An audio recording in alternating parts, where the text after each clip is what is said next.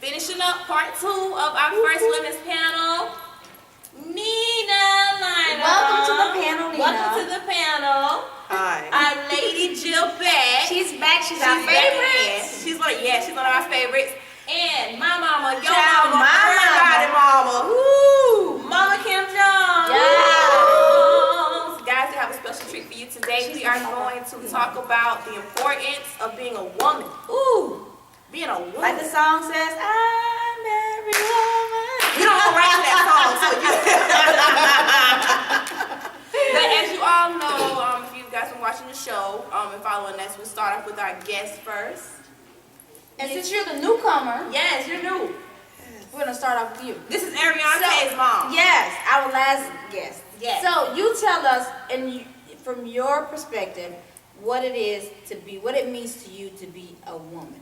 It could be a woman of God. It could be just a woman in general. It could be, a daughter, sister, mother. Whatever being a woman to you, you tell us. Everything. Basically, just holding up your standards, knowing just who you are in God and walking in God. A woman is really the backbone of everything. She holds things up and she carry a lot. Even when sometimes the husband or the children or either the spouse or whoever don't realize that she carry a lot. She uphold a lot. But it's the way how you carry yourself. You hold it up well. You carry it up well. Even when things look out of order, you still hold it up and put a smile on your face like, God, we got this. What else? Y'all caught me off guard. Speak from the heart. Oh my God. It's like, okay. But everything I try to follow as the lady, the virtuous woman in the Bible. She led the way for her husband. She prepared, she went out, and if land needed to be purchased, she purchased it. She had everything in order so it would make all things easy for her husband. When he gets home, you make sure dinner's ready and your children is together. That the husband really don't have to worry about a lot. They know his name, so all he has to do is just go out. She's that good partner. She's that real, that good thing. Yeah. So let me ask this. Let me spark this conversation. So now, you speak of the virtuous woman, right? So what about modern day women, right? And I'm going to say, what I mean by modern day women is, so let me say this. I was raised by pastors. My mom and my dad are pastors. So for me being a woman, it was upholding and not destroying reputations that they've already built. So basically I was kind of like walking that straight and narrow. Because now, they worked so hard to get here, and I didn't want to go straight this way to mess up what they built. But now, bringing back to my point, modern day women, right? I'm not going to say I'm a modern day woman, but someone, and I understand you say like the woman who cooks and cleans and, or whatnot. But what do you have those women who have demanding jobs, who can't cook every day, or who can't clean every day? What are your thoughts on that? And anybody can tell me their thoughts. the working woman. You know, because sometimes we do now have stay-at-home moms. Yeah. And props to the stay-at-home moms, because that's like working like 2 full-time jobs. Well, But no then you rest. also have women who work 2 and 3 jobs, but then Yes. still go home and try to make dinner Yes. and Try to be keep superwoman. things in order. Really try to Give do me it. your perspective on that. I want to say something. Being a woman, to me, is structure. Yes. Because we are the structure of the man. Talk about it. Because when God took the rib from Adam, it built structure. He gave it to the woman. So that's how we have structure. And regardless if she's the Proverbs 31 woman, to me is a woman. Whether it's modern day, back day, she still has, to me, she still have to be a go-getter where she's in the house or out the house. Yes.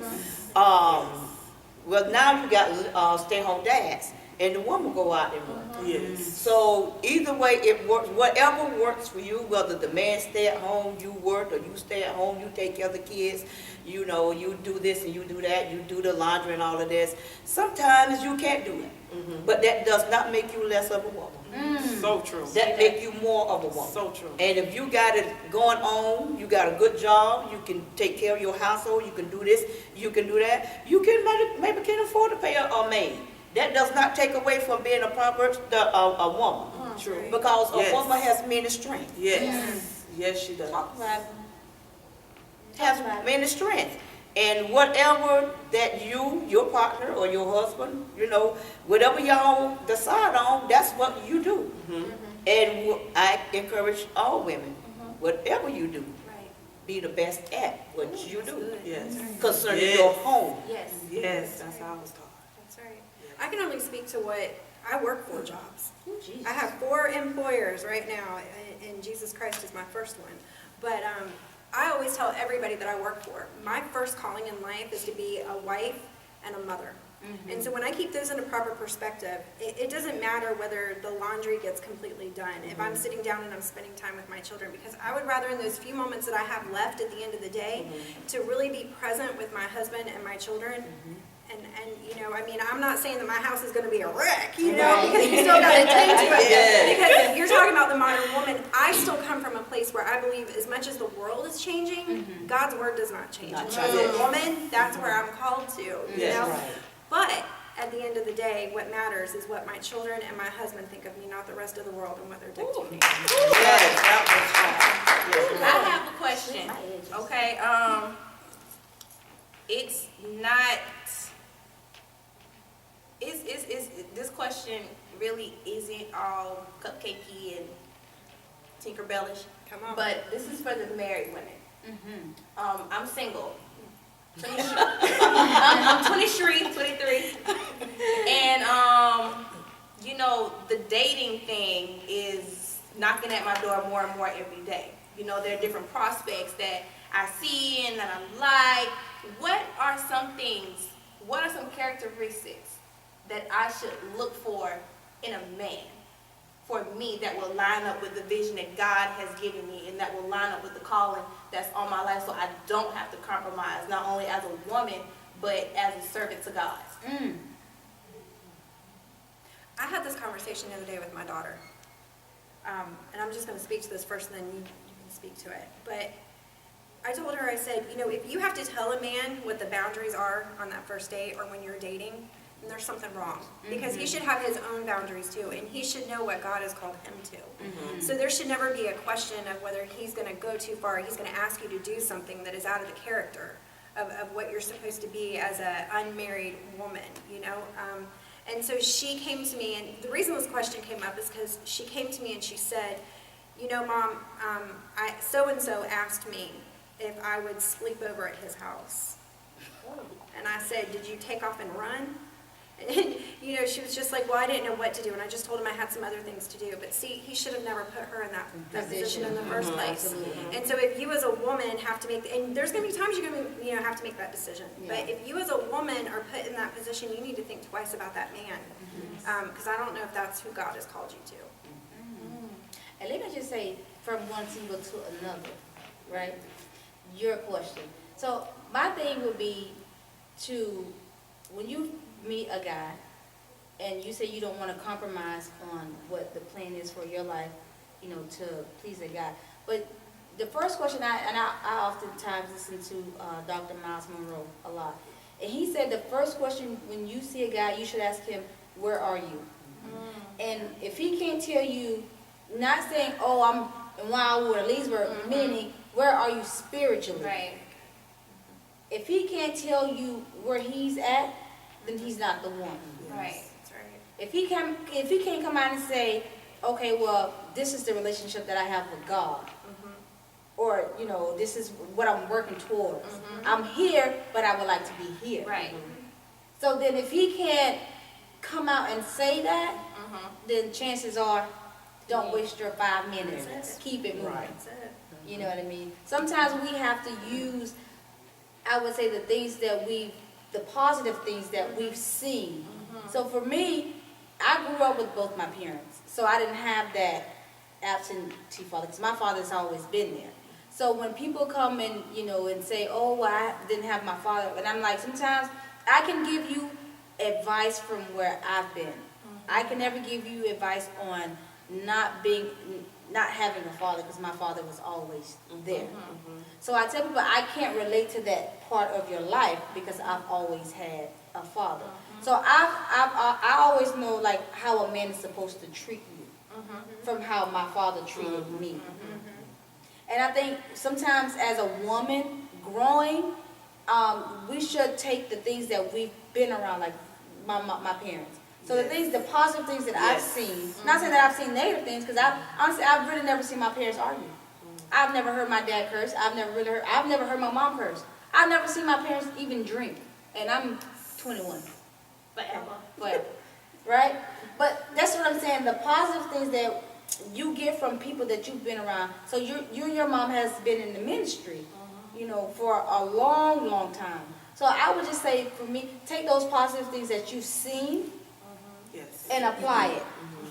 Yes. Because ultimately, I don't think the pastor will lead you wrong, Right. you know, and ultimately you know how you want to be treated. And if you don't think he's capable of treating you, of what you want and what you deserve, then don't waste your time. I have another question too.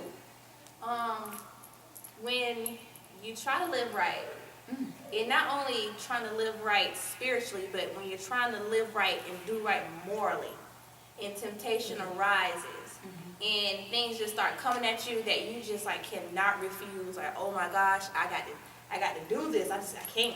I'm feeding. Like, how do you subside? Like, how do you? I wouldn't say. How do you kill those urges off? Like, how do you stay focused when temptation arises? Because as women, temptation is going to be there constantly. You know what I mean? Like, how do you set aside those urges? And like I said, it doesn't necessarily have to be from a spiritual aspect, like just a general aspect. Like, how do you regain your focus? How do you keep focus so that you don't fall into That different trap. snares Yeah. and toils that life? Yeah. You and I just talked about this. Let's have a conversation about this. You got some wisdom. Yes, you do. Yes, you do. Yes, you do. Well, I would first, handling temptation like that, I would say to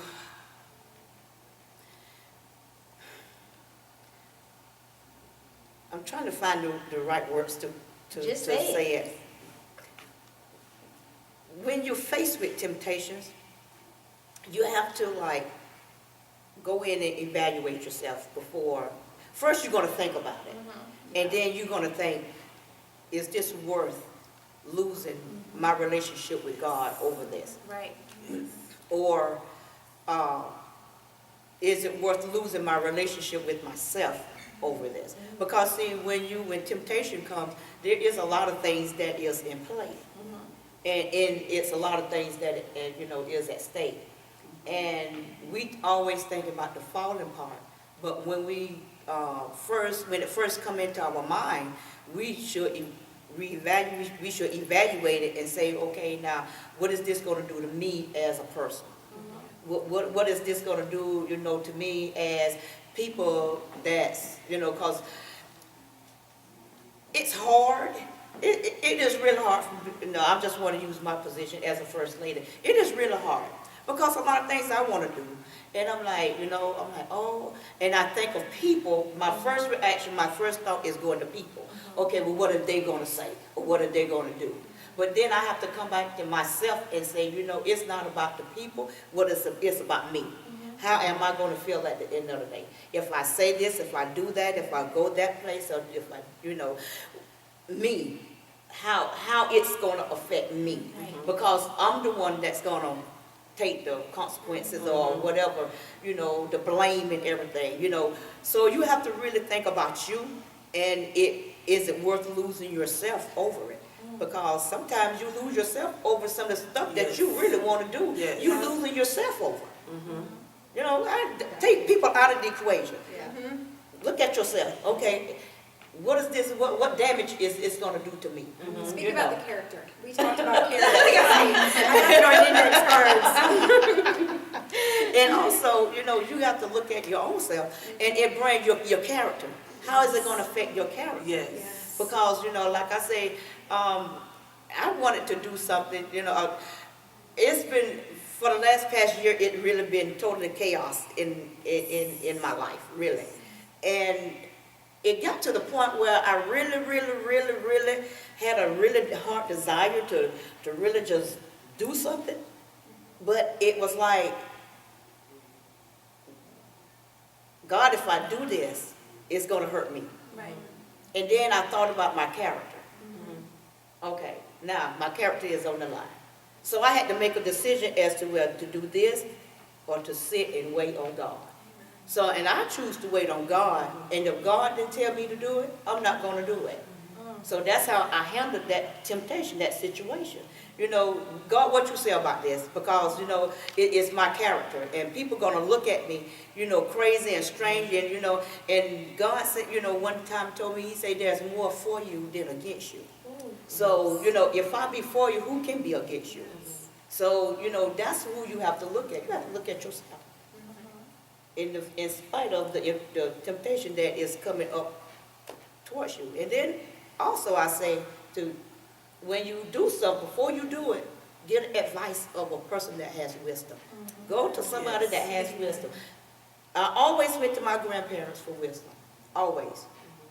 Because they've been through life and they knew a lot of stuff, and whether they failed or it encouraged them or helped them through life, they'll tell you, Kimmy, don't do this. Kimmy, don't say that. Kimmy, this is what I need you to do. Don't, So that what my grandparents was my guide to a lot of stuff that was facing.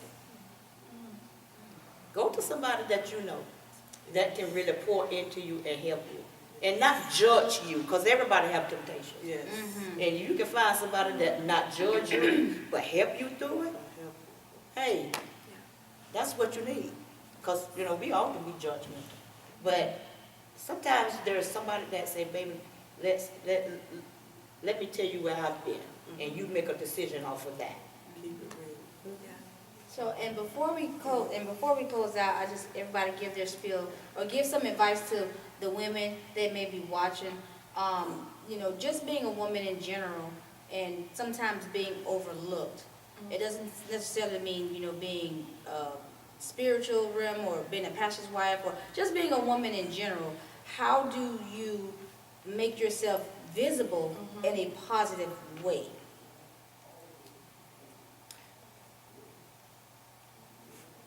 Well, I would say, just got the whole line.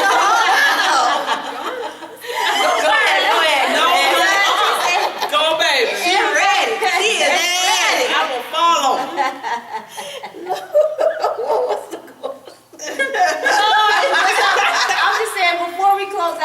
want everybody to just kind of like give some advice onto the women that may be watching, who's struggling, wants to do more and wants to be, visible, but in a positive light, not, so much as popularity or, whatever, but just wants to, do more and make herself visible if she's invisible.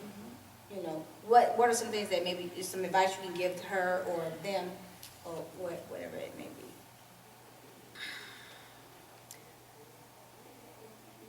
I would say a lot of times you have to, if you're doing something positive, keep doing the positive thing. Keep doing it. Because time and chance happen this to us all. And if you keep doing what you're doing, putting in the time, doing the work, it's going to pay off. One day, God is going to open that door for you to walk through. And when you walk through it, be prepared. Time and chance happens to us all. So when it's your time, you might be in the bank. It's just like, singing. You might have a lead singer, 10 people, 2 or 3 backgrounds.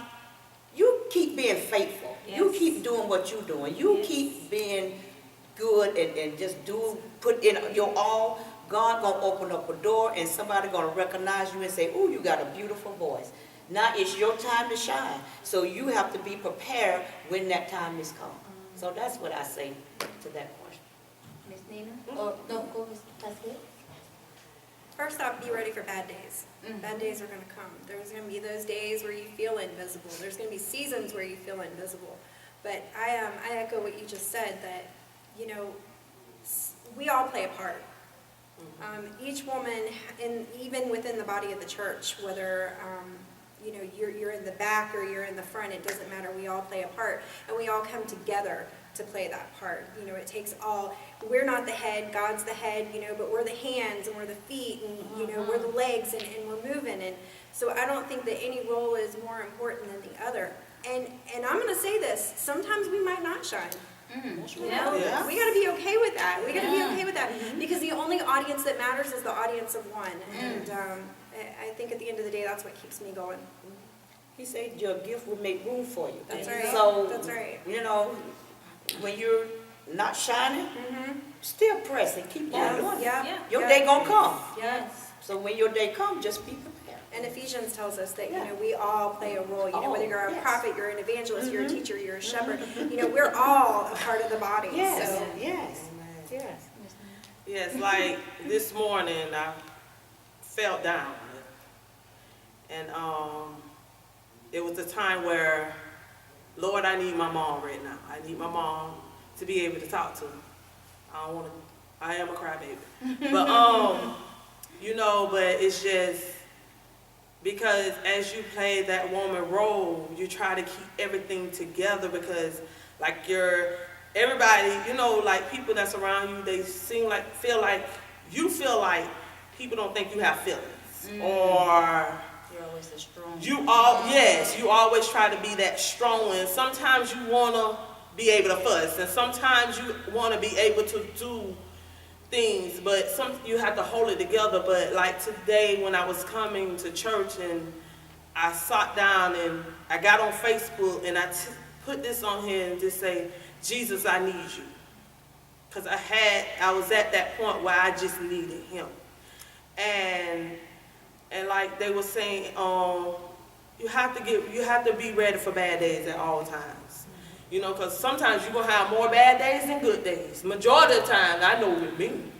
But by knowing who you are personally, take it from someone with proper help, okay? And you have to as I found who I was, I dealt with so much in life. People criticized me. People called me Jezebel. All this, oh, you of the world. I was everything except for a child of God. And I had to deal with that, and I struggled with that, and I fought with that. Like Pastor was saying, a lot of people fight with things when they're trying to be someone else that others want you to be, or you practicing. But I knew who I was in Christ, because when I gave my life to Christ, he was like, change your way. I was a tomboy. Change your way of style. Change your way of look. Because women need to see that you can be you. You can be in a respectful way. I'm not saying go out there, you know, but in a respectful way. Like a lot of people come up to me and they will see, you know, in life general, you want people to see God in you. Not just the purple hair or the clothes or whatever. Your main gender, you will want them to see God in you. And that purple hair, your clothes, everything will shine. But it's just, since I've been here at City Ministries, oh my gosh, I have really come out my comfort zone. Like China personally, she brings me out. Because like First Lady was saying, a lot of people didn't really know I could sing. Because I always kept myself in the background. On the back, you know, background, I back you up. I felt comfortable there. But when you get out of that, you know, comfort zone, like, But in life general, you have to be ready for whatever, change. You have to be ready, prepared for it. For me, about becoming visible and, you know, pointers about finding who you are and becoming, you know, who you are, finding and owning your own voice. That is so important because coming up, I had a reputation of being little to China, the songbird, the little girl that could sing so pretty. And within that became who I was. I felt like I didn't have room for error. I felt like, you know, I didn't have room to be weak. I felt like I did not have room. I just didn't have room, you know, but in reality, you have to just realize that, are you perfect? No, you're not perfect. But are you worth it? Yes, you are worth it. Yes. You are worth so much joy. You're worth so much happiness. Yes. And we see you. And not only do we see you, but God sees you. Yes. So what are you going to do with that light that God has given you? How are you going to shine it? Yes. And my thing is, before we go, just keep praying, keep grinding, keep shining, keep whatever. When preparation meets prayer, faith, and hard work, it'll take you to your destination. Yes. And that's all you should just worry about. Yes. So once again, thank you for tuning into the City Talk. We love you. And to the All Women's panel, don't forget share. to like us on Facebook, The City Talk, Instagram, The City Talk 18, and YouTube, The City Talk. We love you.